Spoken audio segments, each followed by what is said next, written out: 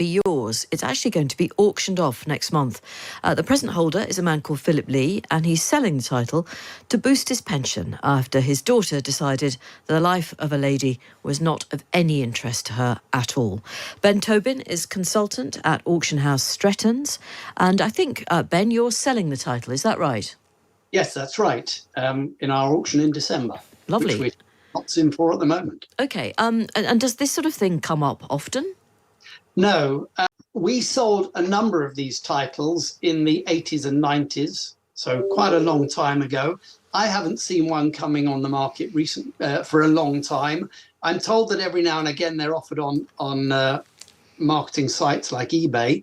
We're selling a title that has legal documentation and can be documented back to Domesday Book times. Wow, OK. So this is 100% legit. Yes. What do we know about previous Lords of Walthamstow? There's quite a lot on the internet. There's quite a lot of history. The Cecil family were involved. The Beecham family were involved. I can't give you detail, but there's a lot there. Yeah. There's papers on the internet. OK, well, people can easily search, of course, if they are interested in buying it.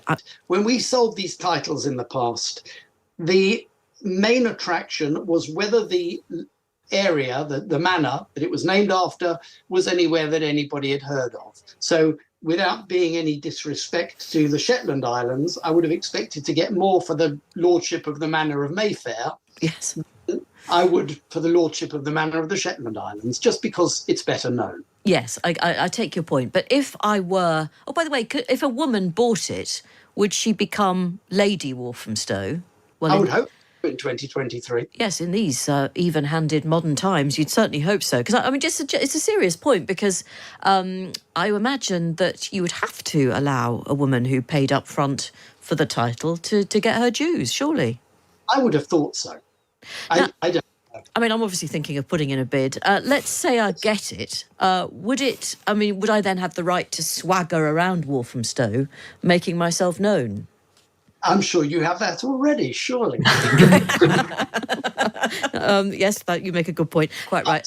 There's no property involved, though, is there? Nothing. There's no property. Some lordships of the manor, in theory, have some rights attached to them. In practice, I don't think there's anything.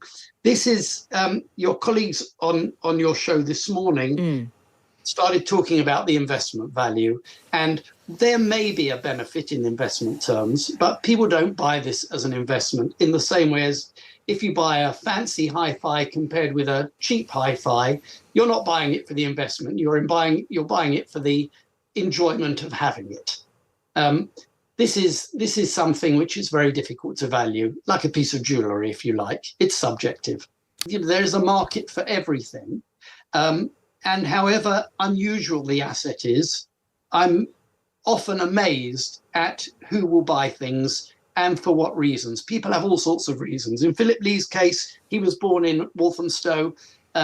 He was a Walthamstow boy made good, if you like, and liked the idea that he was going back to his roots. No, I totally get that. I find that very appealing, and I understand it completely. So you're expecting it to go for what? I mean, there's been a fair bit of publicity, so what are we talking? I don't know. When we sold them in the 80s and 90s, we were getting between £10,000 and £30,000 each. I've seen in your paper edition today, you're talking about substantially higher figures that they're achieving. I think I read £180,000. We haven't set the reserve yet. We will wait and see what level of interest we've had. We'll then discuss it with Philip Lee and come to a decision. The whole point of an auction reserve is that it has to be realistic, otherwise it won't sell. Yeah. It has to be attractive. So we're dependent on seeing what level of interest there is. Lovely. And it's it's very realistic that, in fact, Philip Lee has got to flog it because he wants to top his pension up, and we all know that feeling, don't we? Yes, he does, and he doesn't. If it doesn't get to the level he wants and he thinks he can do better by waiting, I'm sure he'll sell. The thing about auction is it works very well for properties that are either unusual or hard to value or might have a special value to a small group of people. Lovely. Thank you very much indeed for your time. Much appreciated. Ben Tobin, consultant at Stretton's, the auction house.